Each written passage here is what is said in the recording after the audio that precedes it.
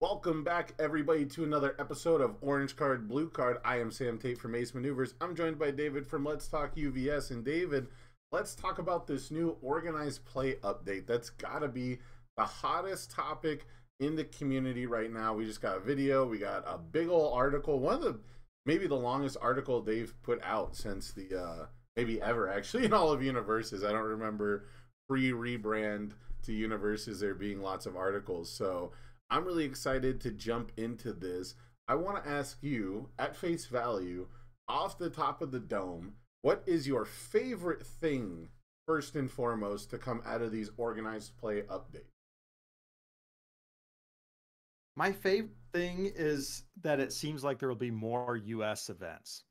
Okay. As a US player, that's what I want to see. I want to see more events. I don't want there to be 1 month where nothing's going on, 1 month where we have 3 regionals, another month of nothing going on. I like to see the consistent events, and I like to see the way that they broke down worlds. All in all, I'll say I think that this organized play roadmap so far, there's a lot yet to be revealed to us. I think it's 20% better than this year, but I think it's 200% better in clarity. So this year was nobody understood how it works. All the championship point structure, the seasonal point like substructure. To be kind to it, nobody understood it. You had to have like a master's degree in mathematics or something to understand it. So this is much more clear. In all honesty, I don't know if I'm qualified for nationals right now. I've been to, I think, 2 local qualifiers and 1 local championship, and I made like top 2. I made finals in, I think, a store championship, and I think I've made and I think I've bummed out actually at all the local qualifiers because I didn't even know they were happening until I got there. It was basically treated as just another locals, except we sometimes have people from Arizona show up, and that's how I know it's a local qualifier is we do get people from other states. So, I don't even know off the top of my head where to check that. Anytime I've asked people in like a casual conversation, the answer is not like immediately available. So I can 100% agree on that take, is that I don't even know if I can play in nationals yet. I just assume I'm doing commentary. Nice. So you'll be there no matter what. But yeah, I I'll be there. So off the top of my head, have you won a local qualifier or a local championship? I don't think so. I don't even know if they are so in year 2, I didn't know it was a store championship until they handed me the prizing. Like, I accidentally took Giro to 2 different store championships because my locals were like, "Hey, I want to play in like a series event soon. Can you help me test the Giro matchup?" And I was like, because Giro's not like a deck I would take to my locals typically. That's just me. And 2 times I took it to like a random locals where people were asking me to bring something like serious, and they were asking me to bring something serious because it turned out to be a store championship. But like, I didn't know because the structure is the same until someone handed me like the store championship promo. Right. So I'm a little out of the loop. I think I'm a good litmus test for someone who's like dedicated to the game. But if your news cycle doesn't reach me, then it's probably not like interesting. It means people aren't talking about it, right? Right. Yeah, I think they had big aspirations with their 2024 organized play, and they just didn't work out. It was too complex. It needed someone to take it and take it down to the basics, because I felt like it actually wasn't too.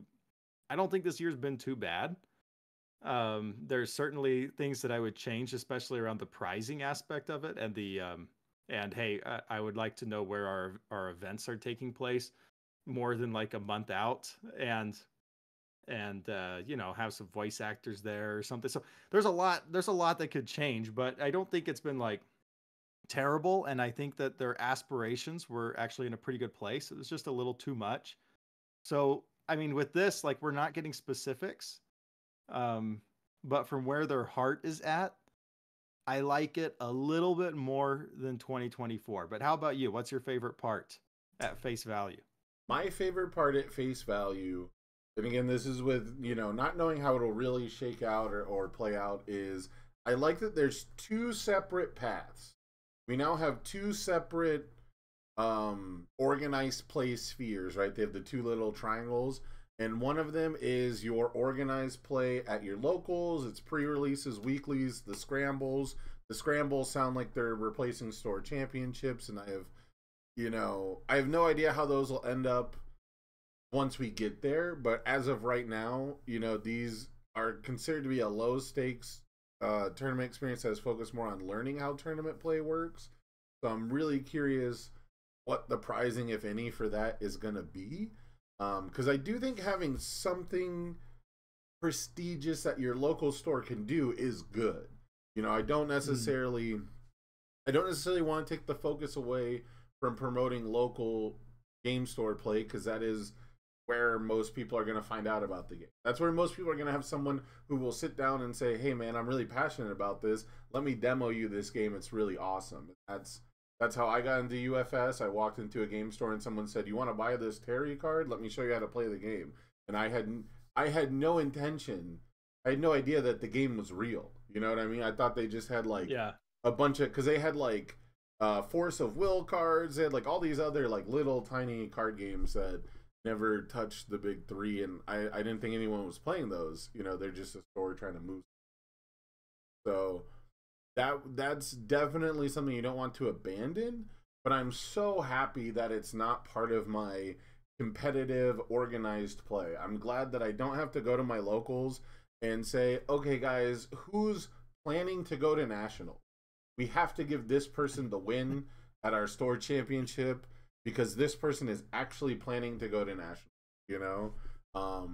The worst part about that, I'll say, because I don't really want it to be too much of a topic about this year's organized play, but the worst part about that is not only are some people going to miss out their invites, because their locals are not nice to them. We've heard some gatekeeping stories in the past, which if your system allows that at a locals level, that's probably not a good thing. But the biggest issue, I think, coming from this year is bigger play groups got punished.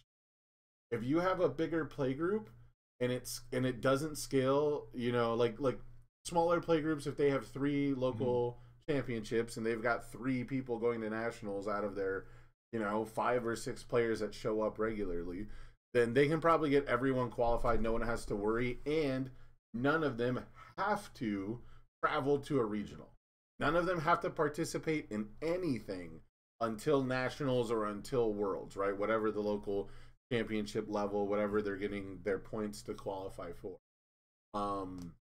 And that felt really weird. It feels really weird that for the championship invite race, players in California can travel and drive to so many more events, and they can accumulate a ridiculous amount of points whether they win or lose the event.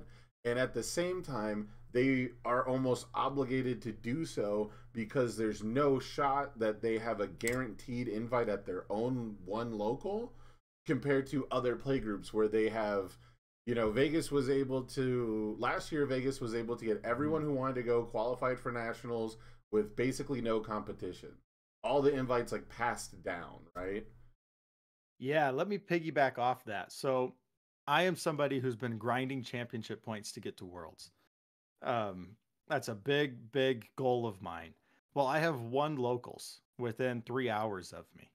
So, or 2 hours, give or take. If you stop, it's going to be a 3-hour road trip. But yeah, I have 1 locals within 2 hours. And so I cannot participate in more than 2 local qualifiers per competitive season, maybe 1 more. Maybe I'll make the drive to Midland once a season, but so 3 tops, 1 local championship plus the regional.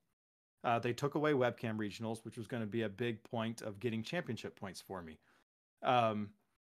This has set me so far behind players with multiple locals that it makes me upset, because when I go to a local qualifier, I'm not allowed to have fun. Right. I have to win. It's I cannot not top this event. I'm just not allowed. I must top cut every single event that I play in that offers championship points, or I literally have zero shot at making, like, I made top 8 at the webcam regional. I made top 32 in Vegas. I made top 8 in St. Louis. You would think this is putting me on a really good points path, but coming into this season, I was the first player out on points in the bubble. And I know I'm not going to be, everybody is just racing past me because they can participate in 6 or 7 local championships, 12 local qualifiers, and I can participate in 2 and 1. And it's been driving me crazy this year because I don't like having to play so sweaty at the local qualifiers because my locals are really chill and we all just want to play fun decks and have a good time. But then I have to show up with a deck that murders everybody. Um, anyway, so And yeah, I just to piggyback, I really like that we're making locals a little less sweaty. You're still going to have a local championship that gives you points, but the scrambles, the weekly, like, you know, these are very much casual focused. yeah, so the universe's championships, right, are still gonna be there. Your locals is still gonna have something important, but I don't think it's gonna be like your track. Like right now, like you said, there's people who their path to worlds is to play at local events more than anyone else, which is kind of a good idea. It's kind of a nice premise, and I think that's where this organized play year was built on a wonderful premise that everyone who's deeply involved would have this competitive race that didn't necessarily require travel.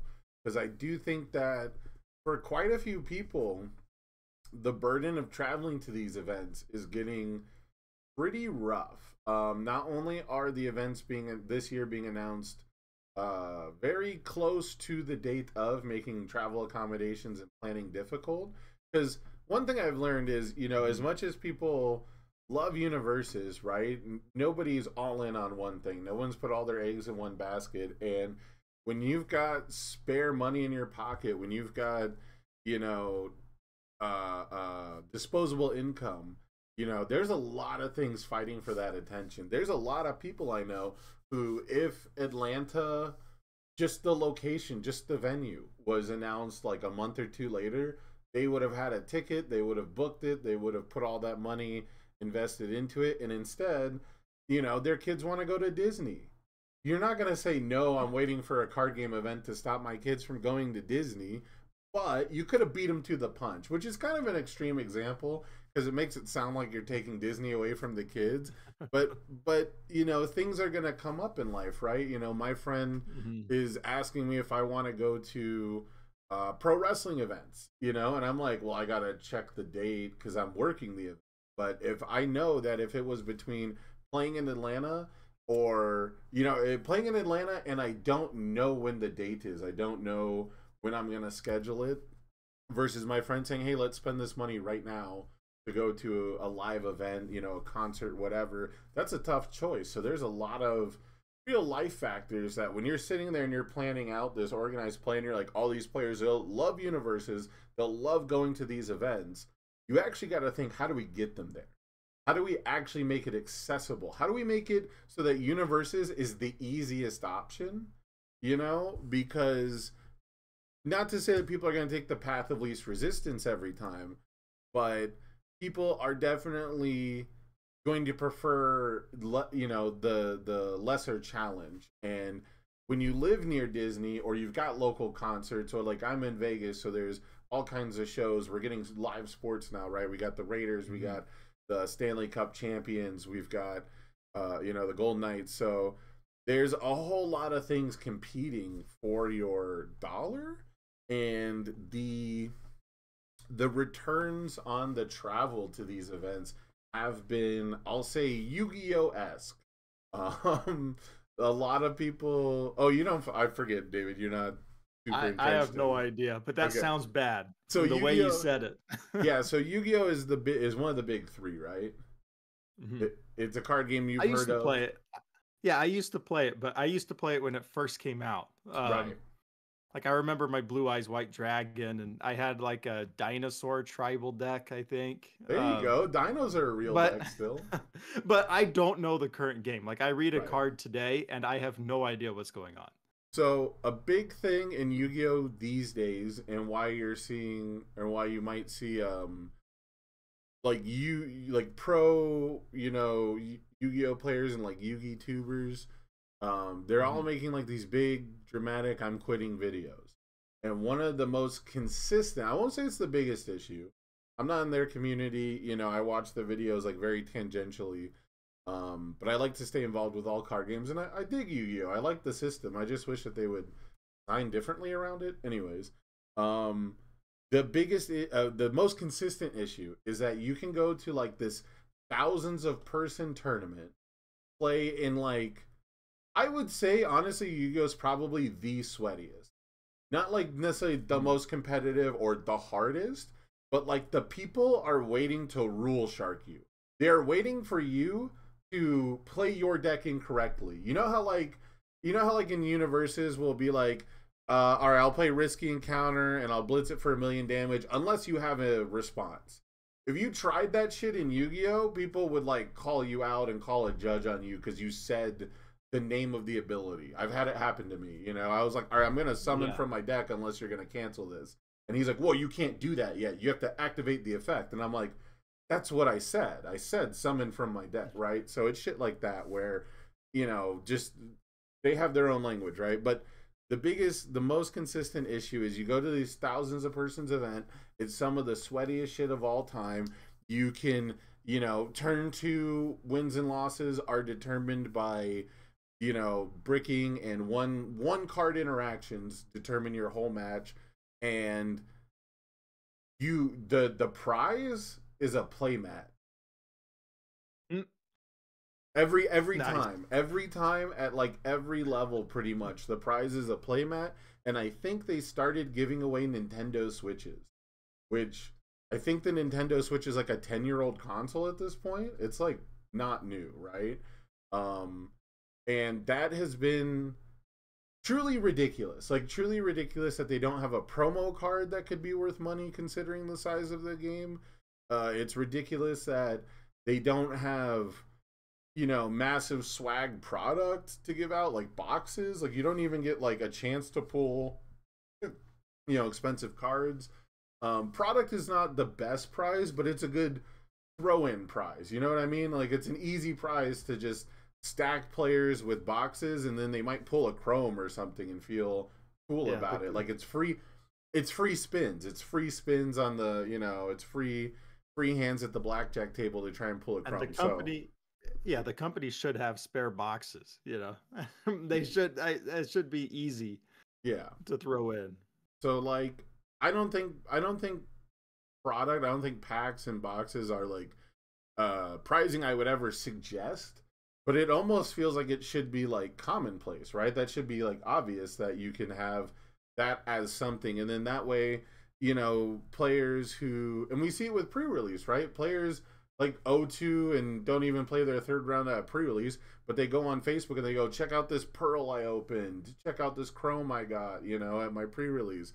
And you can have that same magic by like the people who like, well, I got 8th place and I only got like 12 packs, but check out, I pulled a pearl ultra rare or whatever. So Yu-Gi-Oh's a big issue with Yu-Gi-Oh is that they have some of the highest levels, some of the most intense levels of competition, and the payout, and again, I'm not saying it has to be cash, but the pricing is underwhelming to say the least. And so, Yu-Gi-Oh is a great example because it is a big three, and you would think that they could throw something more incredible in there. I don't know what's a reasonable expectation for the size of a game of universes, but we've seen when they do really good promo choices, right? We've seen when players are ecstatic. The Toga and the Dabi and the Shigaraki character promos, absolutely phenomenal.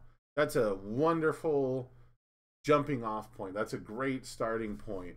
But it's tough to get that level of I don't want to say competence. What's the right?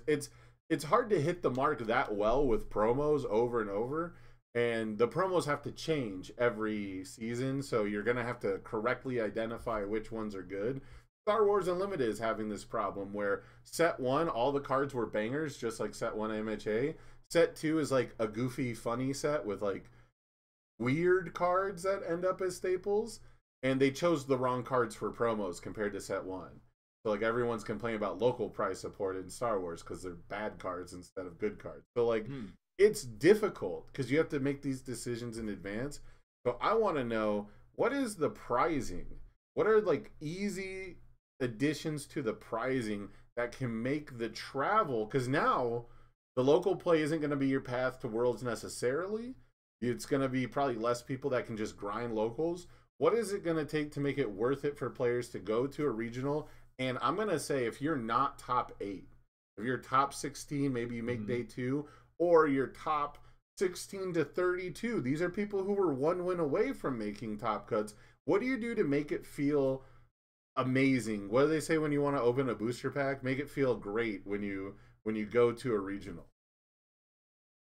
Yeah, this is something that I have been a little down on this year. So I have liked the promos that they've done so far. It's not that they've been terrible, but I really liked the contender promos that they did last year. The vial seizing, the dual needle lunge, the rejuvenating smash. Although then it turns out that there was some sort of stolen product from UVS and somebody started selling. Did you see this with the rejuvenating smash? I hear about this kind of stuff. I don't check into it too often.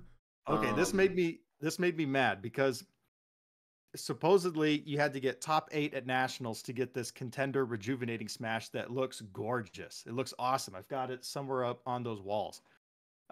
So there should be 32 players in the world that have them. And if you won, you got the champion rejuvenating smash that looked awesome. Well, somebody on TCG Players started selling play sets of them for $75. Ouch. And they've been being bought. Yeah, they've been being bought. And then they started selling the champion rejuvenating smashes for like $200. So I messaged George. I'm like, do you still have yours? And then I messaged like the Oceania guy. It's like, do you still have yours? It's like, they still have theirs. So turns out there was some sort of leak or something with the where the UVS Games warehouse. And so like that just sucks for me because it's like, yeah. I thought I had this $500 card that I worked super hard for by getting top 4 at nationals. And it turns out that because of this, it's like a $75 card. So that's like an aside, but something that I'm annoyed by. That's a legitimate.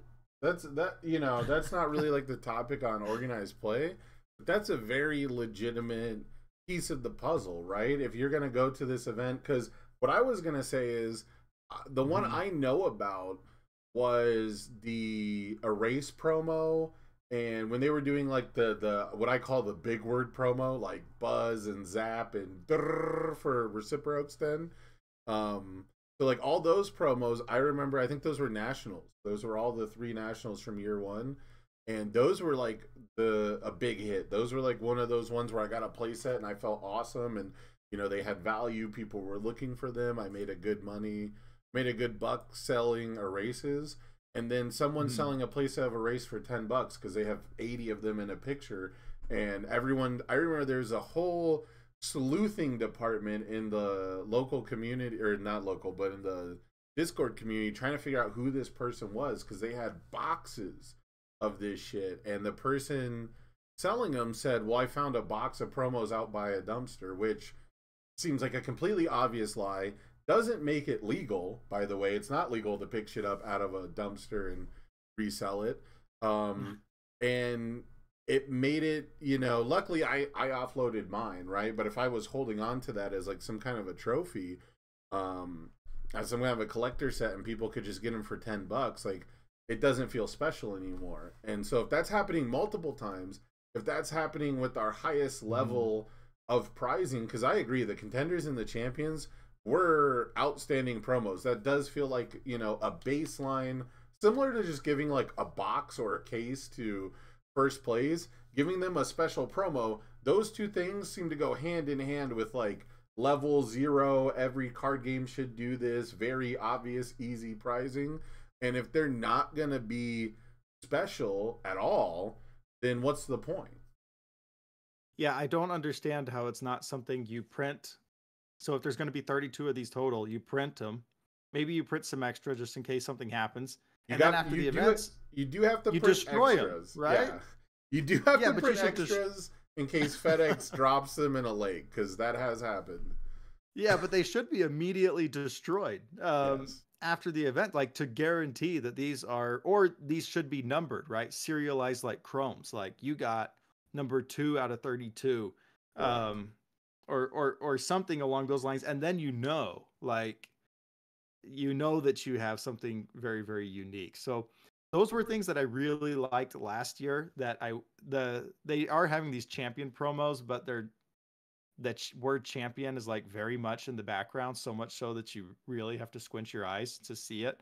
So it's not, I mean, the Vile Seizings were like, these were such cool cards. Like I would spend $800 to get a playset of this because it looks so cool, and I want to bling out my deck to the maximum degree. So that's something that I'd like to see back for our pricing. I do think our pricing needs to get better. So they mentioned the prize wall for regionals to make regionals feel bigger. I'm a little hesitant to get excited about it because when they tried the prize wall, let's see, when was this? Like early last year, it failed so spectacularly that they ended it after like 2 events because it became clear that they had nothing to put on the prize wall. It was clearly just like extra promos from the warehouse, and then all the good ones were like bought out super fast. So then it was like only the bad promos were available on the prize wall. But if they were like shirts, deck boxes, counters, I don't know. I want to see some cool stuff. So the prize wall experience I had, having never even earned tickets, or never cashed them in, I should say. I've only played in like maybe 1 or 2 side events in the entirety of my time with Universes, because I'm either making day 2 or I'm casting the event, and that's not like a brag, that's just where my experience is at, right? Like I just don't have extra time at events. And so the one time I played a teams event, it took all day Sunday. We played 4 rounds, I think. We played like every team that was in the event, and we ended up 3-1. All 3 of the other teams ended up 3-1. It took us like an hour to figure out how they were gonna do the prizing for packs and like split it 3 ways, and there wasn't like an even split, and the standings were weird, like they didn't have like the app yet, I don't think, right? This is Pasadena, by the way. And so by the end of it, they're like, here's all your packs to split amongst your team. We got like, I think 12 packs for 3 people. Wasn't super cool. And they gave us like our tickets for the prize wall. It's 4 p.m. on Sunday. There was nothing in the prize wall that I could afford left that I even wanted, and they were packing it up. And so I think they had like a toga statue at the first one in Vegas, and all the promos, or I think it was Excited for Bloods, like promos were there. And it was funny because the worse you did, the more you made like profit at that event, because people were dropping after round 2 to play in the first side event, and then they were like winning 1 match in the side event and going, I have enough for an Excited for Blood. They would drop and go buy the Excited for Blood before anyone else could. Like people were getting done with their first side event and going, how many Excited for Bloods can I get? And then going back to another side event. And so by the end of day 1, there was no desirable prizes. So if you were someone who had a chance at day 2, the prize wall did nothing for you. So there'd have to be either better stock or better like regulation. I can see having like a couple unique ones, but they should take you like all day. You know what I mean? Like they should be like the most tickets, and you should maybe like price out the ticket range so you'd have to like win a couple of the side events rather than just participate. So prize walls are really weird to me. They're either really, really awesome, and they're like a great way to get something mega cheap. Like if you spent $10 on a side event, You got enough tickets to get a Nintendo Switch, that's a great deal. You know, but if you only got 3 Switches to give away, like people are gonna be pissed if they're not one of the first 3 people. And then on Yeah, the and others, I was just oh, gonna, you go. yeah, I was just gonna say on the other side, you know, if the prize wall is not enticing enough in the first place, you know, people are just gonna skip the side event, and then you sent all this product, right?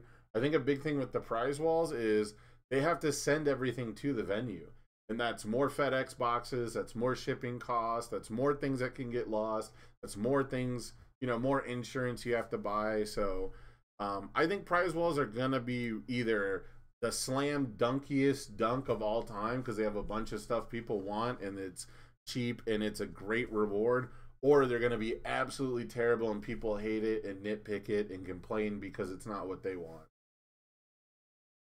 Yeah, I want to see like you have to get a ton of points to get like an uncut sheet of something. Or I want to see like an exclusive alt art on the prize wall, like Yeah. I don't know, something like chrome rarity status, and you have to just get a crazy amount of points or something. Um, if it's only like these deck boxes are cool, I would be in favor like the UVS Yeah, games those deck boxes were awesome. Yeah, but if they only bring like stuff you can get on the loyalty store, then that's going to be a disappointment to me. Um, It's and I don't want them devaluing past promos that were hard to get. it, So it's going to be difficult for me to get ecstatic about the prize wall until I see how they're implementing it. so it's funny you mentioned the loyalty points because if it were me, I think what I would do, and this is just, you know, speaking from the business element as someone who's not a owner of a card game business or a gaming business of any kind, if it were me personally, I would start to model things around the loyalty. Maybe introduce instead of champion points like some other kind of points. And essentially we're creating our fake in-game currency. And if it were up to me, you would earn loyalty points, and I'd probably call them something different at that point, right? But you would earn loyalty points for a lot of different things, and I would have everything that I sell on the loyalty store. Things like booster boxes and booster packs would be ridiculously overpriced because I don't want to compete with game stores, right? I don't want that to look Right. like valid competition. But if you are someone who's got, you know, 2 million points and you really don't care about anything else, like, yeah, I'll sell you a booster box just to get it. Like, you've earned it, right? It's loyalty points. And so I would say playing in side events should earn you loyalty points that you can bank and you can save for later. And you can maybe get a Nintendo Switch through the loyalty point store. And maybe someone out there does get 1,000,000 points just from packs they turned in a long time ago. But that's the point of the loyalty, right? They had 1,000,000 packs that they actually diligently saved forever. And, you know, they love promoting like Kyle with his pack wave. He's being buried in packs, you know, like let those people buy toga statues or shirts, have merchandise, have your hats and your bags. And, you know, they've been like slowly dipping their toe into the merch angle. We haven't seen too much outside of, I think at Worlds they were giving away, like they gave me like a little bag with a thermos and a hat, you know, and I think a shirt, but none of it fits me because I'm too big. But you know, so like they've started to do that stuff, but you know, I personally I love the idea of I don't have to spend my money right now. I don't have to spend my points right now because I also believe, you know, spoiler for a future topic. I also believe that like having championship points that roll over from year to year would be a good idea. You do have to hammer out a system that you want to commit to, which is why I'm glad we haven't quite started that. But, you know, I love the idea that like I can go to an event, I can earn points, whether it's loyalty points in side events or whatever points in the main event. And even if I don't get anything from this trip, it might mean I get something later down the line. That would be neat, but I don't want anybody showing up like, you know, like you said at the very beginning and buying the best thing. Right. with, with their million loyalty point. Like, Well, oh man, there in goes this, the. well, in this example, everything that's on the prize wall you could have bought online on the loyalty store. That's what I'm saying. Okay, I see what you're Everything saying. I'm And saying, then you have some like event exclusive stuff. yeah. So like I'm saying like anything that you could get through the prize wall should actually just be your loyalty store in person. Because people do like to pick stuff up Okay. and look at it, and they're more likely to buy things in person, especially if they're not spending real money. So having it there physically in person is a good idea, even if everything is technically available online. But so that would be my thing, is I would just have a Universe's store, and the side events allow you to buy things from our store.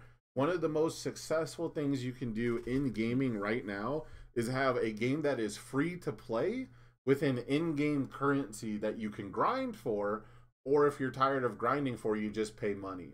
So I would also probably see, the loyalty store might get weird with like, mechanically unique promos that are still on there, but I would also just have like an inflated cash value. Because again, this loyalty store shouldn't be competing with like other game stores. But if you want to pay too much money for a thing here, like as Universes, I'm glad to take your money, right? We're still a business. It's on the customer to make an informed buying choice. And if they want to pay, $250 for a booster box or some shit, like they really have to have it now, like we'll take your money. But that would be my stance. Is I think it would be really cool if, let's say I didn't do great at site events, but I went to a site event at 4 different regionals. By the end of the year, I can get what I want. Yeah, I could see that. I could see that. Because having your side event points just go completely to waste at the end of the event makes it feel like you wasted your money because you didn't get anything, right? Like it sucks that like it sucks that we're trying to make it sound like you have to like profit off going to an event that you're essentially paying all this money to go have fun at.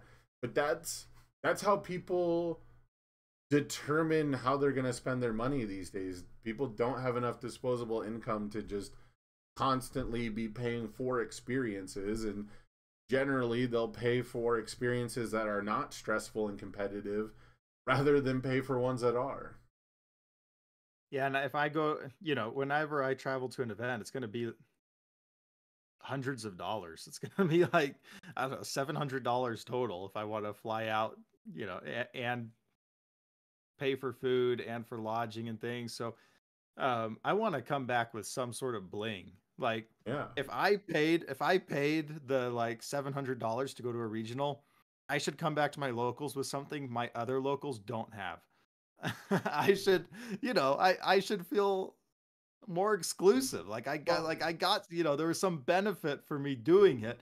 Not like to some crazy degree, but like, well, it should feel bigger. You have the exclusive experience of getting top 8 at a regional and not qualifying for NAT.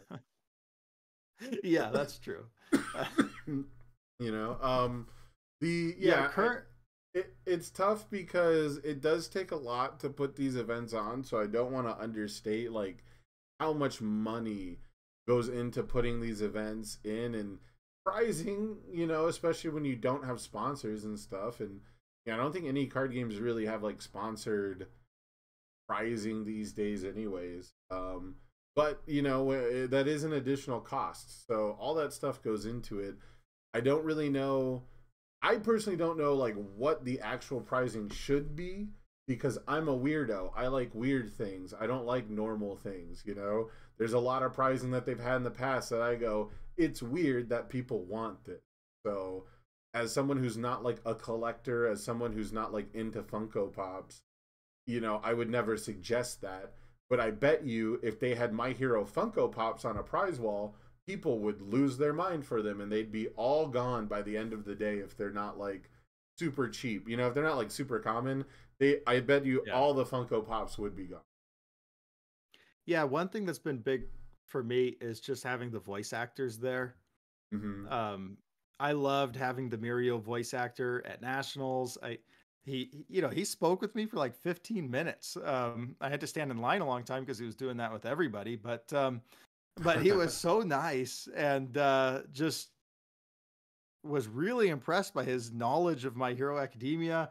And anyway, that just felt like a big deal. Or like, what was it? Worlds when the Eraserhead was there. We had the Toga voice actor at one. Like, just having one or two voice actors come makes it feel like a bigger deal. Or if you could, now that we're getting into all these IPs, if you could have some sort of like panel, of like the people, and then we can ask questions of the I don't know, like some Teenage Mutant Ninja Turtles, some prominent people there, have them come and then we can ask them questions or something. Plus get merchandise signed. Maybe those could even be prize wall, merchandise, like Teenage Mutant Ninja Turtle product on the prize wall that you can get, and then you can go and have it signed. Those would make it feel bigger. Whereas right now, the events this year, they've all been quite obviously thrown together at the last minute, at least St. Louis and Atlanta. Like Atlanta, we get told like 6 weeks before where it's going to be, and it's going to be at the airport hotel. And there's just no shot that they got a voice actor to come out, on that little of notice. They and certainly I know would have announced it by now, wouldn't they? They would want you to know, right? It's like, if these things are going to feel big, then they need to be planned out much, much earlier. So I want to see more than just the prize wall. That's just a component of it. But personally, I really like it when voice actors come. I would love, like, and maybe this is silly, but like, I would like a cosplay contest to take place where you get like some sort of promo as a victory. I would not make my own cosplay outfit, but I would definitely have my wife make me one. She loves doing cosplay. That's a big thing that I think I've talked with a lot of the other content creators before. And I think anytime we've had like a creators meeting, or we have like a group chat on Discord, or people start brainstorming like what can we do to make events special, always on that list is, don't make it come to this tournament. And I think they're trying to make regionals like that. They said, we want to make regionals feel more grand, and it's a place where competitive players see who's the best. They want to feel like an event more than just a tournament. And I agree that I don't know if the game's big enough, but if you have an event where it's more like a Universes convention, and you happen to, of course, have tournaments because it's a competition, it's a competitive game, but if it's a Universes con where you can do things like enter a cosplay contest. We used to do like carnival games, like little goofy, like throw a ping pong ball in a cup thing. I don't know if I would do that, but having like little games you can play, meet the voice actor, and maybe you and the voice actor can like record yourself saying their iconic line together or something, like stuff like that is the moments that the experiences that people really value and cherish. And that's like the example where like I personally struggle with that stuff because I wouldn't care about meeting a voice actor. I'm just like not starstruck. I don't care about meeting celebrities. Usually meeting your heroes is a bad idea. So that's not stuff that appeals to me personally, but I'm not everybody, right? Like I'm not the only person to worry about. So I would love to see stuff like that. I would love to know, like Levi got his erasers, he got like his very fancy national erasers signed by the voice actor, and he loved that. And so, seeing stuff like that that's away from the game itself would be huge. And because Universes has access to all these different IPs, I think a Universes convention would look pretty diverse and look more like a traditional convention.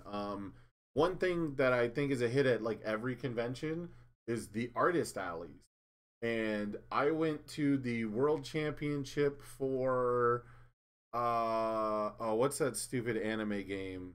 Oh, it was very embarrassing. Colby Cram made me pick up a bag because his team canceled on him at a World Championship for one of the anime Kickstarter card games. But the bag had like this giant big breasted anime woman on it, and I was like on the public bus and I was looking at it like, I didn't think this through. Like I needed like a paper bag, you know.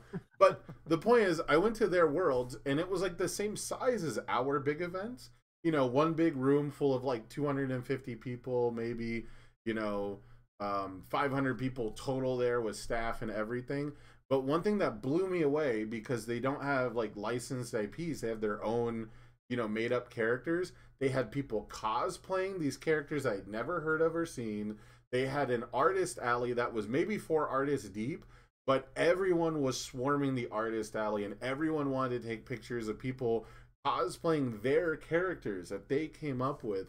And it just felt so much more alive, and there was so much more going on, even though they probably had less people than we did at Nationals at SCG Con. So like that blew me away. That they have like this culture surrounding their game where the people like their characters enough to dress up as them and travel to Vegas and sell artwork of them and things like that. And I don't know if it was the artists who do the card art. That's very typical for a card game. But I wouldn't mind if it's people who just make My Hero fan art. You know, if it's just people who want to rent a con space. Again, the businessman in me, as Universe's Game, says, you want to sell prints of My Hero characters? We have My Hero fans. You know, you can rent a booth and make as much money as you want. And all of a sudden, we're offsetting the cost of setting up these events.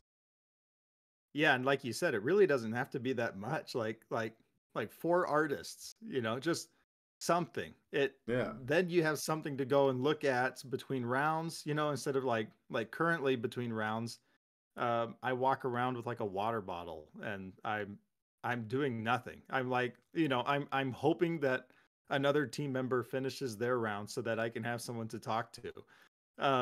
Because it's just anyway. But also also I would add in, I think we need much more prestige for the top performing players. Like, I think Levi and Josh should definitely be like doing player spotlights. Like, for example, Travis just won St. Louis, and you could see that when he won, you could see that he was kind of emotional after winning. That this was something that he worked really hard for, and a deck that he was really proud of. But I haven't really seen anything from UVS Games' side about Travis or about his journey to creating this deck. Like, you know, obviously he created his own video, because a lot of us create our own content and our own deck profiles when we're proud of something. But we have to do that because there's nothing being done on the company side to spotlight the players. Or like when Nick Reagan won Worlds, you know, you could see the emotion on his face, and everybody was running over to congratulate him and hug him. Like, that should be like, you should, you know, UVS Games should be filming that, putting that into some sort of advertisement, and then there should be advertisements for these events that like show how happy someone is when they win, you know, and like, oh my gosh, that was the world champion, you know. Nick Reagan, like He's the guy, by the way, it should who runs feel our bigger. he runs our most popular database, right? Like that's Scott. Yeah. He helps with the I guess they maybe can't talk about him setting up the tabletop simulator, but he does so much like rules questions. He does so much like tech work to help people play the game. If it wasn't for Nick, I almost guarantee that there would be like 70% of the universe's games that get played would not get played, because people couldn't just use the importer on UVS Ultra. You know what I mean? Yeah, we're like, so dependent on like community members doing things. The tabletop simulator, the UVS Ultra, to have things done right. Yeah, and for Nick to have a 13-year journey to, I think he got second in teams, like his first event ever, and like couldn't get back to a grand finals for over a decade to win. You know, like, I don't know. There's so much there, and part of that's twofold. Two of the two major things with that are our events do run long, and we end up we're taking the set down when grand finals is over. You know, George Zhang, I had to run over and meet George Zhang for the first time and shake his hand after he won, because we were so pressed for time at National. You know, I didn't even. Oh, that brings up a whole thing for me about nationals. I was so upset. Yeah. I felt like as soon as we got to top, like this was the biggest event ever in Universe's history, and the judges and event staff were just rushing us from round to round. Um, there was no, I didn't feel cool. You know, I Right. thought I was gonna feel cool. You know, like oh my gosh, I got top four at a 400 player event. Like Right. instead it was like, oh hey, you're gonna go to this table in this corner. Absolutely nobody's watching your game. Hey, you need to go ahead and start right now because we need to just get you guys out of this event center. And once you finish, go up here and they'll give you your prizing. Um, and then there was And gonna be a also warehouse get stage where out you're the cool. event. Also get out because the convention ended an hour ago. Yeah, yeah. Like that annoyed me the whole drive home was like, man, I I did so well. And I guess I just thought it was going to feel better than it did. Um, anyway, that like Worlds I think has done a pretty good job of feeling of feeling big. But I would say that the other events have been a little lackluster in that. So they need to have some sort of way to increase the prestige value because if that's almost bigger than prizing in my opinion. Um, I is just the perception of doing well. I think that's never gonna happen until the game grows. Because like it's just Mm. never gonna be worth it to have a stream set because what you would need is you would need what Magic has where they have a stream area where there's 8 or so matches going on and there's a guy with a camera who can walk around and there's a judge at each table and personnel wise we just don't have that capacity. um Mm. Space wise at events we don't have that capacity. We're not there as a game yet, but I agree 100%. That's one of the reasons I keep mentioning we should have rolling over points because the Magic Pro Player points are a great way to indicate a player who is an elite level player who maybe hasn't won an event. You can make the Magic Hall of Fame having like never won a Pro Tour, but you were just someone who Mm. won a Grand Prix, you topped a Pro Tour more than once. Like if you top a Pro Tour twice, I think you're almost guaranteed for um, the Hall of Fame, and it's just because the Pro Tour has so many more things funneling into it. There's so many more people playing at it that you earn prestige in Magic not by winning events. And our events are so small, people don't really care about top eights too much. They certainly don't care about 17th, 18th, 19th, which are all decks that were one win away from making it onto a list that people would look at. Um, and so we've had structures where like top 64 gets like bonus points, right? And we've had it where top 32 gets more points than that and things like that. And so I think that creating a long-term legacy or lineage would be really good.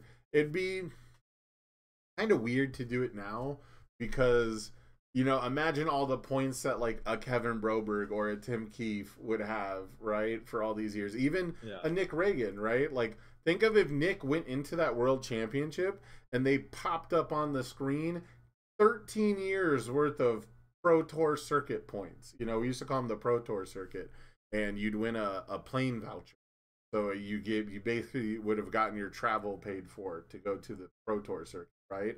And I feel like a plane voucher is better pricing than the majority of regional winners have gotten in the last couple years. All 3 years. I don't know if they've gotten something quite as um I don't know if I don't know if handy is the right word, but like something as useful and as beneficial as a plane ticket, right? So it's very weird to me that we have so many people who are so passionate and want these things, but the game just can't grow to a level to accommodate it. I think that comes naturally by just having lots of people invested in the game. But let me give you an example that I just kind of thought of. I would love if on the UVS Games website, I could click on like underneath the organized play section. I could see past winners and Right. I could see like in 2024 here were all the people who won. Like, and I could see a picture, a picture of Travis Tangeman holding up Elder Toguro, a picture of Tim Keefe holding up Endeavor 3.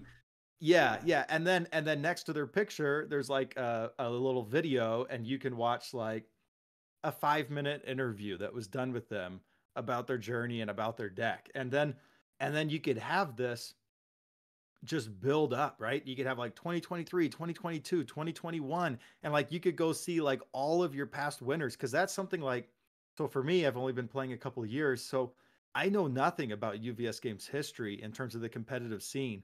I would love if I knew like so for example, a player that a lot of people say is great and has past accolades to his name is Phil Birch.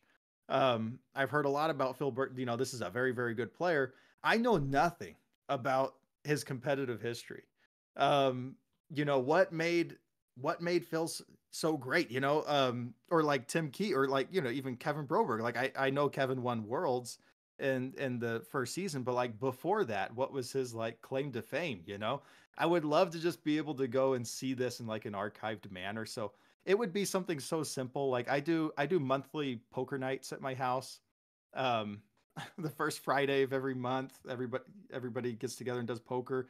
And one thing that I make sure to do is like take a picture of whoever won and their winning hand, and then you can have all these pictures, and you can see like, oh, this person wins poker night a lot. It's so simple to do, like I want that for us. I want to know people's past histories and things, and that takes me back to this whole UGN thing, where I also want to see which characters have been performing the best and their records, Right. and there's so much data mining that could be being done that's not being done. Um, I I but think that that's a whole aside. I think that's the one thing I miss about like the old orange card blue card format, but it was just too difficult to kind of schedule. So I am very grateful that I have like you for a consistent podcast partner, but that was the original focus of orange card blue card. If you go back and look, it's almost always me finding a partner to either discuss an upcoming event and try to build hype for it, or I'm interviewing the winner of the previous event. And I'm not gonna say it was always the best content, right? There's Yeah. doing like an hour-long interview isn't necessarily the best content with everyone, but at the same time, I really liked that it gave people were excited. They were excited to talk about their deck. They were excited to have a little bit of a spotlight kind of shown on them. And luckily, Travis has his own YouTube channel, right? And I think Yeah. Brent Pendragon has been also doing interviews. So UK Versus has kind of picked that up, and they'll get to the interview before I can, because again, scheduling it has just been like an issue for me. So it didn't seem as important, but combined with at the end of the tournament, we're getting kicked out. We don't have a time to do a winner interview where they've got all the emotions and they just played the game, and all, the excitement is palpable. We don't get to do that like ever. Afterwards, like, it's up to a community member to do the interview. It's up to the community member to post their own video, and then it just goes in the UVS content tab, and then no one knows about it. Like, people don't know anything about the Elder Toguro deck other than it played combined firepower and twisting. Like, I asked people about it, and they're like, well, isn't it good against this, this, and this? And I'm like, no, it has none of those cards. The first world champion we've had in the new era who won $125,000, or I don't even know if that's the right number. That should be the right number. $125,000. Do you know which character Kevin Broberg played? Oh, I remember that. It was Midnight. Yeah. Do you know the attack lineup for the Midnight deck? And the symbol? Yes. Chaos. Summon Dark. It was because he was playing Summon Dark Shadow Midnight with that one Tokoyami 5 diff and Indiscriminate Shock, because everybody played Indiscriminate Those are the only attacks he played on screen. You like literally like 2-shot or 3-shot somebody. You just turned to a 2 foundations, went summon, or was it Dark Shadow Ruin, summon Dark Shadow Ruin, Indiscriminate, right?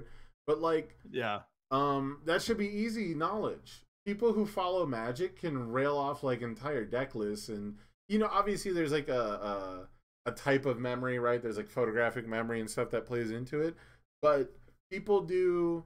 One of my favorite contents that I haven't kept up with because the guy finally like has started to run out of topics, basically of events to cover, and it took him like a decade to do so. Is there's Nitsa Hone Magic who does top 10 lists, and they are the top 10 performing cards of a certain type or of a color. Like he used to do like the whole deck archetype, right? Where it's like the top 10 decks and it's, this color pair, and he would collect data from every Pro Tour and every Grand Prix that's ever been held in Magic, and he would total up the number of times that this singular card, was in a top cut deck list. And he gives them points, and after he has all the points, he has a top 10. And I can't even think about doing that for this card game. There is nowhere near a paper trail good enough to say what are the best top 10 zero diffs. And if I wanted to rank the zero diffs, it would be almost exclusively based on my own personal philosophy, or I could only go as far back as UVS Ultra's tournament decks folders will let me.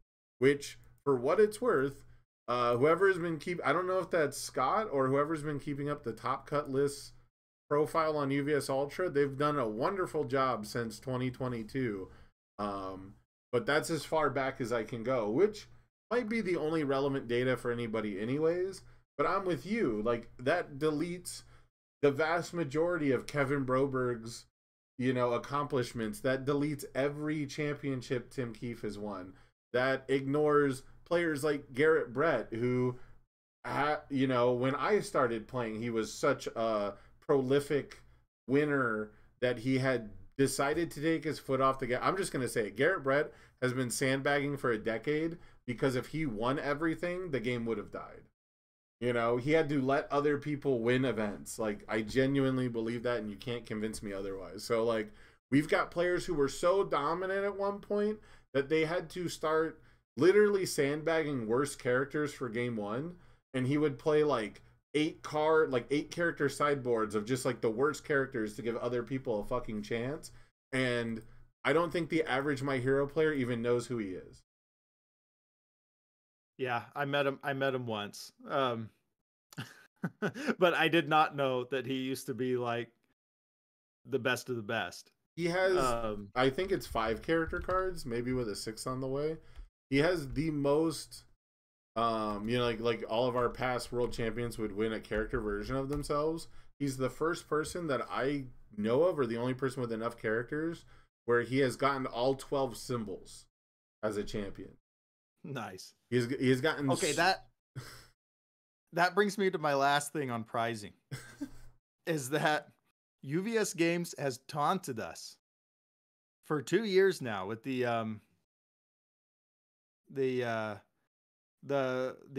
best prize in gaming, that you get to create your own card and become your own card, and there's been zero follow through. We don't. It's not. Like Nick Reagan should have a character by now. It's almost October. Like I just can't imagine like the design of a character taking. I don't know. I've never worked behind the scenes, but I just can't imagine it taking this long. Well, it depends on backlog of people. It depends on the player sometimes. It depends on the player, because I'll I won't say any names, but there's some players out there that just keep resubmitting ridiculous ideas that don't work within the rules, and they keep being surprised when the game company won't print their card that lets you take a card out of your binder and play it ignoring progressive difficulty. They're a little surprised when we can't swap decks at the beginning of the game and play each other's decks, or whatever ridiculous idea. I'm just saying that in my time as a player, and I've probably, even though I've only played for like 2.5 years, I would say that's longer than a lot of players currently in the game. I have been told about this super cool prize so many times, and I have seen nothing. I have seen no follow through. I have not seen one. I've heard it talked about in the past, but I don't even know how they work. Like, are they legal for tournament play? Are they not legal? I don't know how they're distributed. I have no knowledge of how it was done in the past. I just keep hearing about it. I think it's super, super cool. But at some point, like you gotta show me the results, and I want to see somebody's character. Yeah, I think we have players who are now at 6 years. I think this will be the sixth year since the last champ badge was fulfilled. Um 2017 or 2018 national championship, Ashley Fullerton is like the oldest one I know of. And gosh, yeah, I can't think of any older than that. I guess technically there's Dan Hughes, but he had missed his cutoff a long time ago. Like he had missed the cutoff back then because his father got ill. And I always thought it'd be a real swell move to just get in touch with him and be like, "Hey man, you know, even if you don't care about the game anymore, like we'd like to immortalize you in cardboard as one of our champions. You know, can we just like print, even if it's just like a blank card with art he chooses, you know, like just to give him something, right? Because it's really not a big deal. I don't know how expensive it is to print these sheets of cards, but you know, in the past the way it worked is I think it was they would print 1,000 total and they'd give 500 to the champion, or like 750 to like teams champions, and then you had like a certain grace period to sell them or do what you want. Vast majority of players would just give them away. You know, you didn't have to like pay people or player like some team, like if you were a team and you made like an asset, people might charge like $5 for it, just so that way, you know, if you sold all 500, you made like a good chunk of change, right? But the vast majority were just given away to get them in the hands of players. People want you to play with their card, and they will sign it for you if you ask, you know? So it's a cool thing. And that's how they, you know, and then after the grace period, they like distribute them to stores to sell as promos or whatever they did. I don't imagine that'll be the system this time, but I'm with you on that. I almost forget that we have that back in the game now, that we've had two people in the modern era win the opportunity to design a card. And I can understand it taking like a year, because you got to put some play test in on it. You have to worry about future cards that are coming out. There is like, for example, if you are playtesting the Nicholas Reagan character card, you're not just playtesting it with all the cards you and I know about. You're playtesting it with like every release for next year, at least, right? So I could see it taking a little while, but I would agree that by Worlds this year, I would hope to have a Nicholas Reagan character card I can hold in my hand, because I do think it is one of the best prizes. It's hard to argue with like a large lump sum of money, because truth be told, if I won $125,000, I could get my own proxy made of a character I want, and like I don't care if it's legal, you know, like so yeah. I can't front. $100,000 would change my life a lot more than a character card would. But if I got 500 copies of my own character card, and the game was so popular that people would be willing to spend $10 on a promo character to just have in their collection to make sure they can play every character that they want, or they want to play my character at an event, you know, and I sold them all for like $5 to $10, like I wouldn't complain about that either. I'd get, you know, almost the best of both worlds. So I'll pay $10 for a Sam Tate. Yeah, like that's what I'm saying, right? Like that would be, yeah. And I want to see, again, on the website, I want to see all character cards. I want to see all player cards ever made. Yeah. I want to see them all. I have a question for you. Something for me. Okay. I have a question. Should they retroactively give Kevin a character card for the year he won $125,000? A, is it a big deal? B, would it be the right thing to do? Yes, they should. In my opinion, like absolutely. I think so, even if Absolutely, it's they should not bring like back. tournament legal, even if it's not like a standard legal card, I think it's such a part of our culture and it's how we've tracked champions for so long that give it, I think it would be Kevin's third character card and he would have like 3 or 4 assets now from teams. He has an action too. He's like legacy guy. He's got an action and an asset, or he's got an action and a foundation. So he, with pre backups, he's one of the only players who's won every card type almost. Or I guess that would be pre backup: character, action, asset, foundation. Oh, he doesn't have an attack. No one's ever won an attack. So he's almost made the full rounds of card types, right? So it's very weird that we would have every year world champion has a character except for one. So I think retroactively making Kevin Broberg 3 would be, I don't know, smart. I think it would be a good idea. I think people would enjoy that, and I think Kevin would enjoy that. I think they should also bring back the $250,000 worlds. I think that was a swell You said idea. it, not me. That should have, yeah, that should have stuck around. Dude, I mean, it was a little funny watching people get. So I went to that Worlds even though I wasn't a player, and it was funny watching people get eliminated from Worlds and just how sad they looked. That, like, oh my gosh, I just lost out on thousands of dollars with that misplay that I made. Well, and like people, the bottom, I would just want, the structure would have to be a slightly different, because walking away with like $1,000 or $100 for 30-second is so rough. Like, that was my only beef with that, was I felt like the drop off was really hard because they needed to have like a 6-figure winner. But even if you took 125,000 and dropped it down to 100,000, and you spread that 25,000 amongst the bottom 16, like that would have injected a lot into the tournament, right? And I don't think you would have had I don't think you would have had anybody walk away sad if they had injected 25 grand into the bottom 16. If only because people lost money on that trip. People like took time off from work to go to Worlds, which was supposed to be like an all expenses paid trip, and you win like, I think it was 1,000 was like the lowest payoff, but because of the taxes on it and because of the travel and the work that you miss, like they ended up losing money by going to Worlds, which is kind of ludicrous for a $250,000 tournament. But obviously, number one king prize is cash. Why? Because with enough cash, I can do anything else you fucking give me for a prize. Like any other prize you can think of, I can do that with cash. So, if I get enough cash, that is obviously the best prize. But I didn't even want to bring it up because I just don't think it's ever happening. I don't think there's any way it can happen while the game is rooted in Japanese intellectual properties.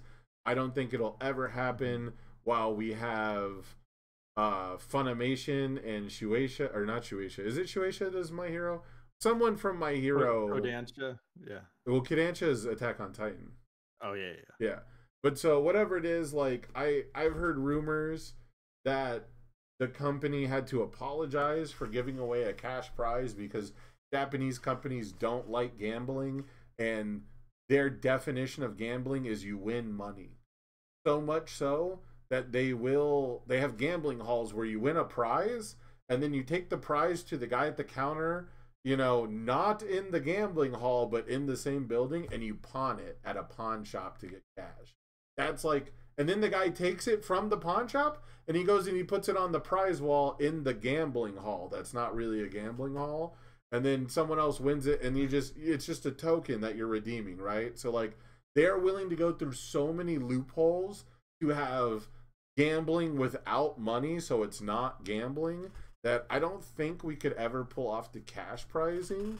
But like, yeah, I think it's no surprise. I don't think it's a coincidence that the big cash tournament prize was the year where we had the most participation, the year where we had the most events. And I don't think it'll ever happen again. But that would be a great way to get a lot of players who might have been interested in the game or good at the game, but they just have other hobbies. Like we would steal so many Yu-Gi-Oh players in a heartbeat if Levine. I always mix it up. I can't remember. Uh, but if Ryan Levine could go on his YouTube and be like, "Hey, I'm participating in a $250,000 card game tournament," like so many Yu-Gi-Oh players would be like, "Shit, I'll learn." It can't be that hard, right? So that would definitely be the ultimate prize. But I don't even want to depress myself by thinking about how it can't. Yeah, I'm trying to do that with the webcam circuit somewhat, but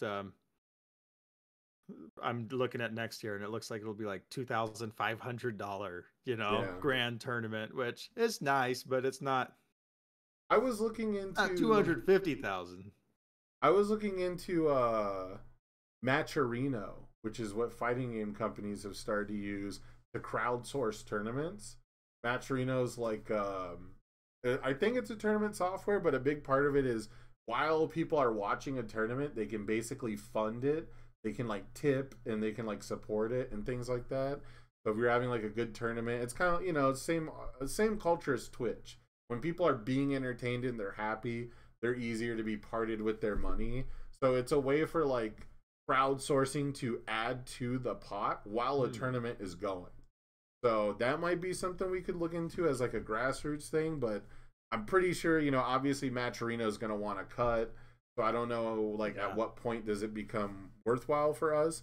But that might be the future of cash prizing because I've been wanting to run like a TTS tournament for a hot minute, but I don't have any way to secure pricing, and all the stores are kind of already wrapped up with the webcam stuff. And I feel weird like reaching out to like Rochester and being like, "Hey, can you give me product just to like run a tournament?" Like that's so it's in a weird spot, right? So but I would love to run a TTS tournament where everyone pays $10 and we just pay out 95% of it to the players, and I keep 5% because I need to pay my overhead, right? Like I need to pay whoever my co-caster is most likely where 5% would go. And so that kind of stuff would be amazing. But if we've only got 30 people watching the event at most, and there's only like 20 people playing in the event, then how prestigious is it really going to be if I want to pay out all of top 8? Yeah. Yeah, there's so many things where it's like we have to grow to make it happen, but we also have to make it happen to make it grow. Right. It's And so that's what I want to see from the organized play. Like from from the article, like it seems good, but so far to me it's lacking the substance that I really want to see. right. And so it's like, oh yeah, that seems good. Like I'm going to be playing um no matter what. But I'm not like jumping out of my chair. I'm so excited about this article. Like this, Right. It's not like changing everything for me. In fact, there's a couple things that I really like how they did Worlds. I really like how they did Worlds, but I think getting rid of the Nationals was a big mistake. And I think that's going to be felt more than we expect. Okay. I know that they wanted to make the Worlds bigger and more inclusive to make up for that, but I think the lack of nationals is going to be felt. And I think that international players might end up with like US players. It sounds like are going to get more events, which I'm excited about. But it seems to me like international players might be getting less events or fewer events. Like if like maybe Oceania only gets 2 events and EU gets 3 events, and then the rest are in North America. Maybe Canada gets 1 event this coming year. So I'm a little worried about international play next year. I'm down about the lack of nationals, but I'm very excited for how they made Worlds more inclusive. So I liked the reasoning with getting rid of nationals. They kind of make a big point of it, right? Of saying that you might notice it missing, and I agree that with the current structure, there isn't enough of a difference. Um, Nationals for the first 2 years has felt like a last chance qualifier. It has felt like one big last chance qualifier. It doesn't stand on its own merit. In the past, Nationals and Worlds were pretty interchangeable. Worlds just happened in Vegas and Nationals happened in Atlanta. And the only difference is there's one World Championship per year, and there was a Nationals in the US and a Nationals in Canada. Or I don't think there was a Canadian one when I was playing, but at one point there was a Canadian Nationals, there was a UK Nationals, there was a Chilean Nationals one year. I don't know who pulled off that scam, but Basilio San Juan is a character in the game, and he's one of the most interesting character cards if you look that one up. But so they used to just be a cardboard event, right? And the Worlds was never bigger than that. And I'm sure there was years where Nationals was bigger than Worlds because Atlanta was closer to the majority of the player groups. So to me, Nationals has never really felt too different until My Hero, where it had the most differences, and it still is just like the biggest last chance qualifier. And with the current structure for 2024, there's so many players who are already skipping it through their local play organizations, through the organized play at locals, I should say, that I'm not sad to see it go. I don't think it's too big of a deal. People wanted like an open invite Worlds more than they wanted like a Nationals last chance to qualify for Worlds anyways. But I do think that is like the opportunity, that is like the, like, to me the Nationals tier event would be the Universes Con. You know, I'd have one event that is like the main event, that is like, hey, you can get a last chance to qualify for Worlds, but it wouldn't be this idea that it's supposed to be our prestigious second tier level event. The idea would be it's a place for everyone to come and enjoy every aspect of the game and enjoy the intellectual properties that make up the game. Because as Universes, you can kind of lean on people's appreciation for other things. If we have the voice actor for Mirio or for whatever anime at an event, and there's a bunch of other stuff to do at the event, you could sell a ticket to someone's friend who has no intention of playing Universes ever in their life, and they'll still want to come get something signed by Mirio's voice actor, because at Anime Con the line is 300 people, but at our Nationals the line is like 10 people. You know what I mean? Like I don't think I don't know if he spends 15 minutes with everybody at Anime Las Vegas, because there's probably way too many people. But if you came to our event and it was a little smaller, a little more grassroots, but still big enough that there's multiple things you're interested in, and you get to like hang out for 15 minutes with your favorite voice actor, and you've got like a good word of mouth from people who don't even play the game, like, that's pretty cool. And again, as a businessman, I'm trying to get everybody's money for anything, right?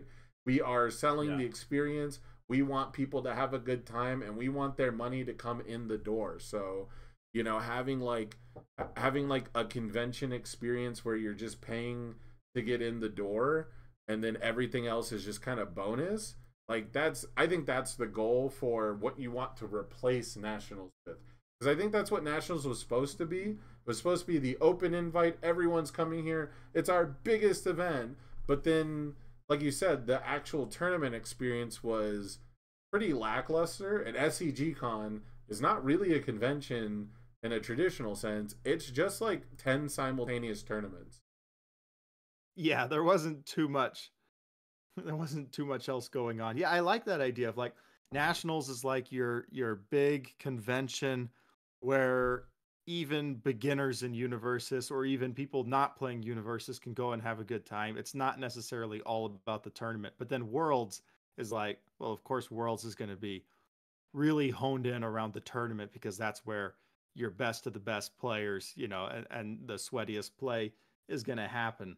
I really like that idea. But the reason I'm hesitant on taking Nationals out is because I just feel for the United Kingdom and the Oceania players, where it's like, you're going to have to Oh, travel to the United States if you want to play in something bigger than a regional, and you might have fewer regionals this year. Um, I don't know when they said that they were going to have one big event every month, if that means one big event globally or one big event per region. I cannot imagine that they have the resources to do one big event per region every month. And yeah. so I'm assuming that means globally. I'm Um, assuming next year will be similar to this year, but it'll be like January is the U.S. regional, February is the UK, March is the Oceania, and that's your season one. And then we go on to the next right. one, and it's three, right? And that gets you 12 big events, and that gets every region like the same number of events. But I didn't even think about that. Losing nationals does mean losing that regional nationals. Like I was talking about how we had UK nationals and we had all the different regions in the past. We still have that, and yeah, I didn't think about that. That is technically the UK losing its biggest event. Yeah, it's not a big deal for the United States players, assuming that they never put worlds outside of the United States, which I can't imagine they would. Um, Theoretically, they should at some point, but when it yeah, becomes, yeah, when it makes more sense to do so. yeah. Right now, like, because I don't think that it's gonna be like that, where it's 1 month US, 1 month UK, 1 month Oceania. I think I'm gonna be surprised personally if there's more than two regionals for Oceania next year, Okay. or more than three for the United Kingdom, because they mention in here that they really want to put regionals around player bases, and so I'm expecting that United States players will be happy for 2025, but I'm fully expecting international players to be kind of sad at the events, which, and international players might get mad at me for this, is somewhat their fault. Like, if the Oceania events just aren't getting more than 30 players, then you can't really, you know, you can't really complain when they uh, take down the quantity of events, right? Because you weren't willing to travel for three events, so that now they take it down to two or something. Like, so I mean, somewhat that's on the region. Well, a lot of it's just That's life my expectation. circumstances, right? It's just the circumstances. Mhm. Um, if you're somebody who lives in Canada and you got to go to Atlanta, like that's a way bigger cost sink for than someone like me who's on the West Coast, and it might be like equidistant. We might have the same, Right. length of a plane flight, but it still might be, some more incurred costs traveling internationally and things like that, right? So there's just a little bit more that goes into it. I know the Canadian players have been feeling kind of neglected because while the other regions are like, hey, you only care about North America, the players in Canada are like, well, North America really just means United States. They got Yeah, I think Toronto had a regional, but I can't remember. It might have been I they think it did might way back in my first year of playing. Like, yeah. it would have been like the Crimson Rampage meta. Would it have been that long? Yeah. So yeah, they had one Mhm. event, and the only thing I remember about that event is there was like opera singers going on during top eight. So there's a very funny video of Christopher Bromley and Giggles like screaming at each other, like "No enhance," So it that event was very funny, but I know Canada would like to see some more events, so maybe they'll get like a hot spot out there. They're saying they're going to focus it around where the majority of players are, which just makes sense. And again, that is the circumstances because we're at a point now where universes has to look to thrive, right? They have to look at the business element of it. And so I definitely assume some costs are going to be cut. There's definitely going to be some things moved around, and if it means that in the long run we get more opportunities to play, I can't be sad about that. But you're right. If I'm a region, if I'm a what's the word, like an extra regional player, if I'm outside the US, I am maybe a little bit worried. I think the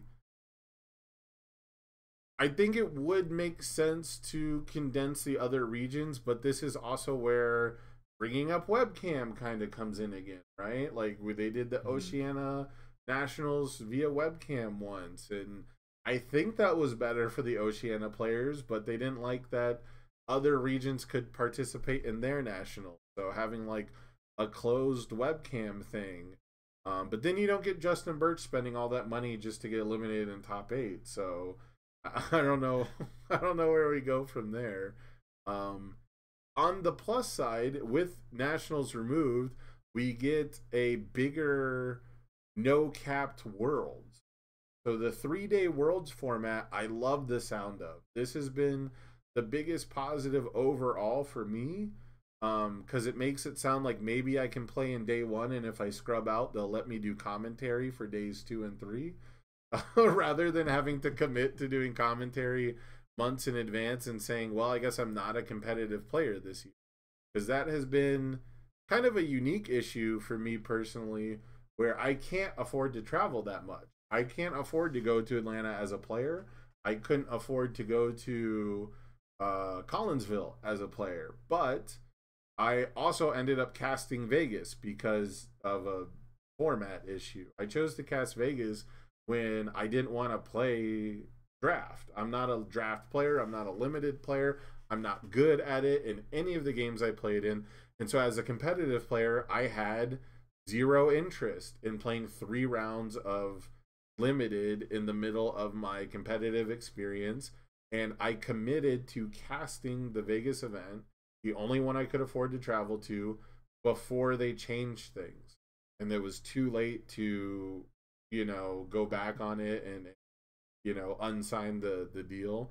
So with that one event, that singular event, I locked myself into grinding locals, which we have 1 local in Vegas, and I can travel to the Arizona, like they travel to ours. I could go to an Arizona one, but I would have locked myself into sweating at every local championship to even, have a chance to qualify, or I have to go to nationals and perform well.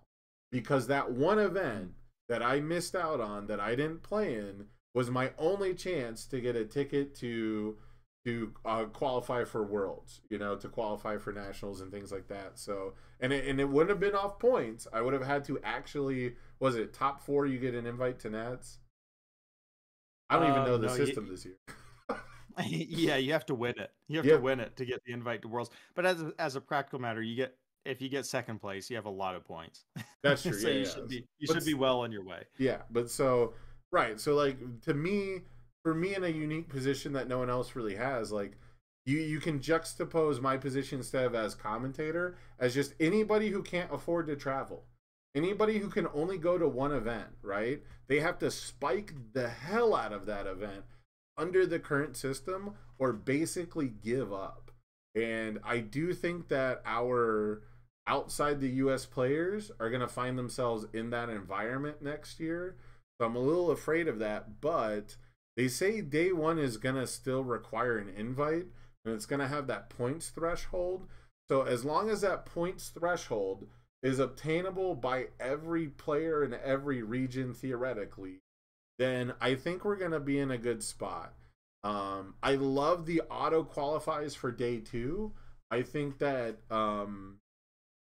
I think it does hurt tournament integrity a little bit.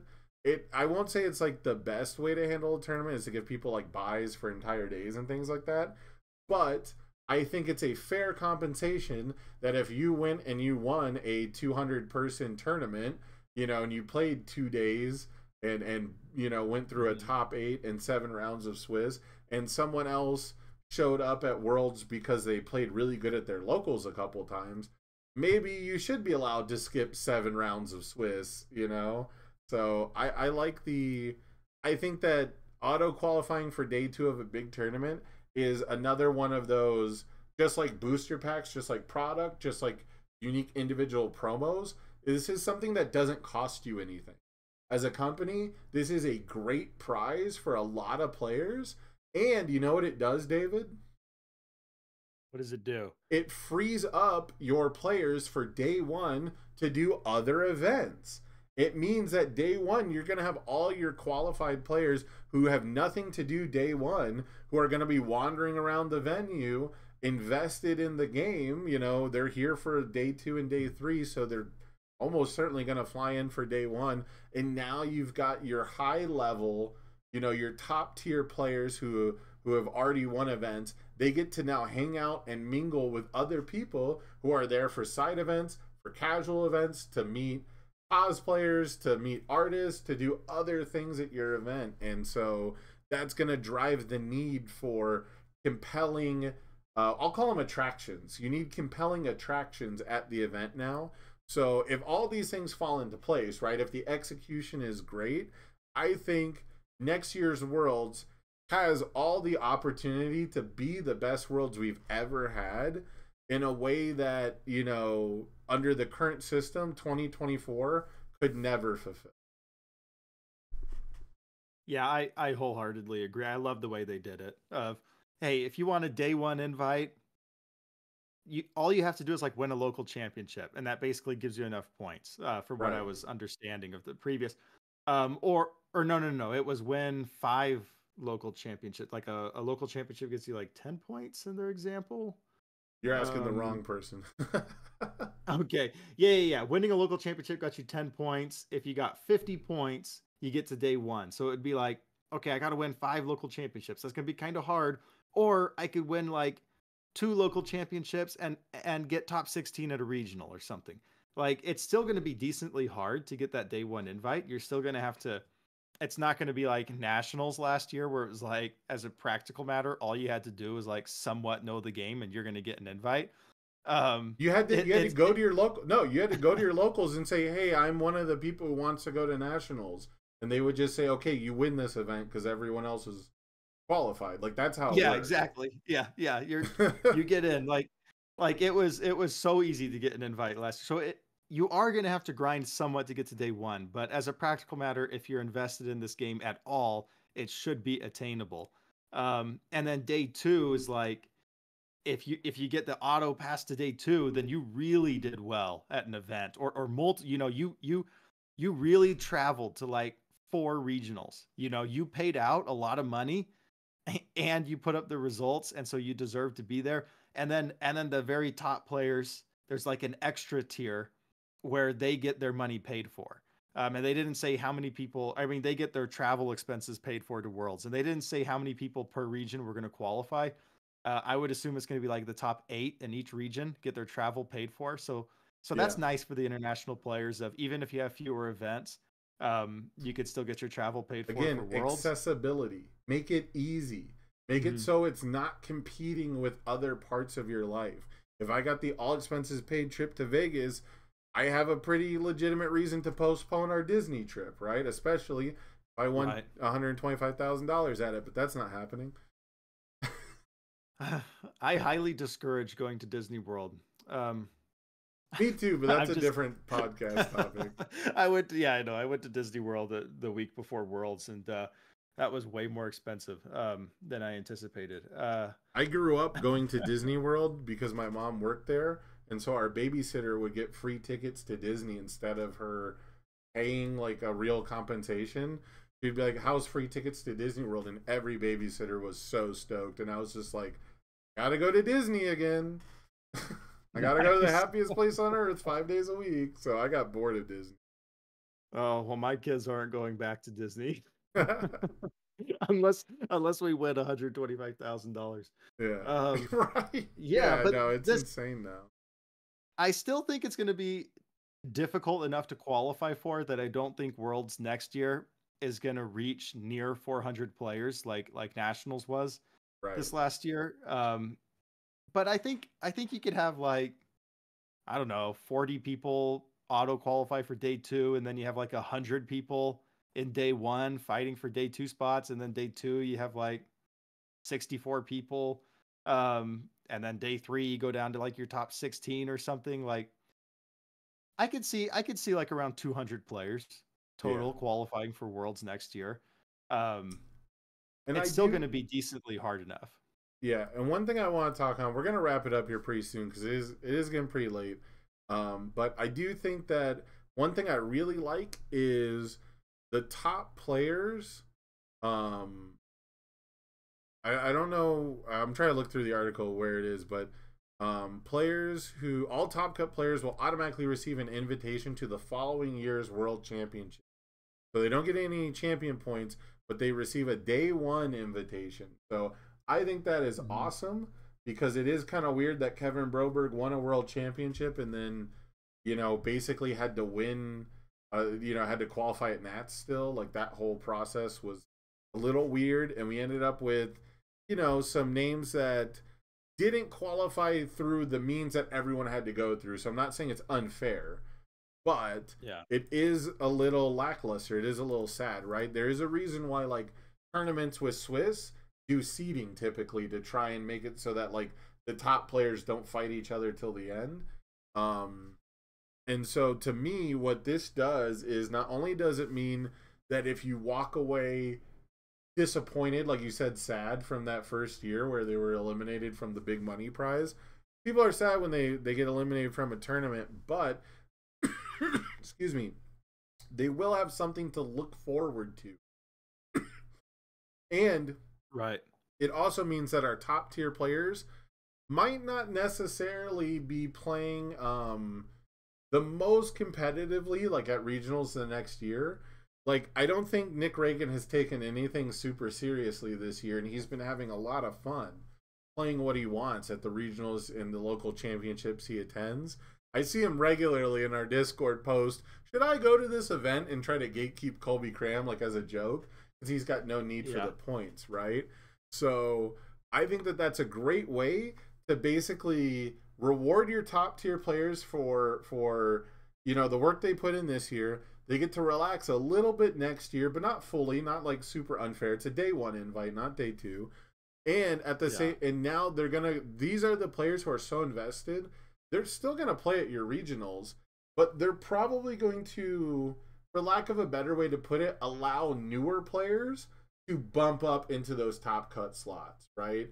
If Tim Keefe is playing Rikyu Katsukami, if Garrett Brett is sandbagging weird characters, and Nicholas Reagan is playing whatever goofy deck he wants, that allows other players a chance to reach for that spotlight, and they'll eventually have to face them, right? Like, Nick's gonna be at Worlds, so even if you win the regional and you qualify at Worlds, it's not like you're ducking, all these good players. They're gonna be there. They just don't have to gatekeep you at every single event. And I think that is kind of like a hidden benefit. Again, it sounds weird to be like, oh, well, Tim Keefe is like letting you win by playing bad characters. It's not really what I'm saying.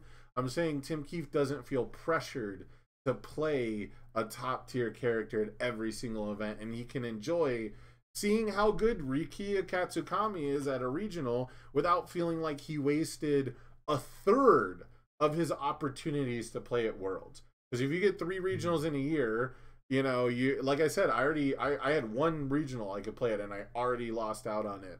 If Tim Keefe had 1 regional to play at this year, do you think he would play Rikiya Katsukami?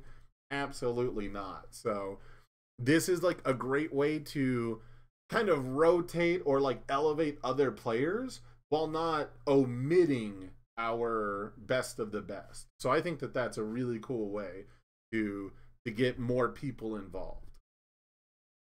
Yeah, I would absolutely. If I knew I had a day one invite to Worlds the next year, I would definitely, like, for example, right now, Justin Birch put up that like $1,000 bounty on can you top cut with the 15 health Mikasa or Levi. It's like, I would love to chase that, but I'm not allowed to take the event off. Right.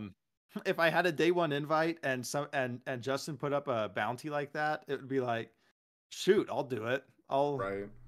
Let's just see, it opens up some opportunity for more fun and just experimentation at big events. Yeah, it's I like everything that I've seen so far, but it's not like a fully detailed plan, right? We don't have the numbers, we don't have the actual speculation. I think it will be difficult to get the numbers right. We've done numbers, we've done points to qualify every year now, and this will be the first time where there's just a threshold to get to Worlds.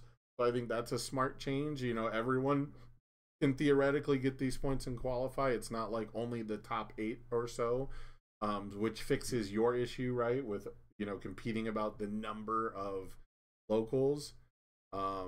But I still I don't think we fixed everything. I think the biggest issue is probably pricing.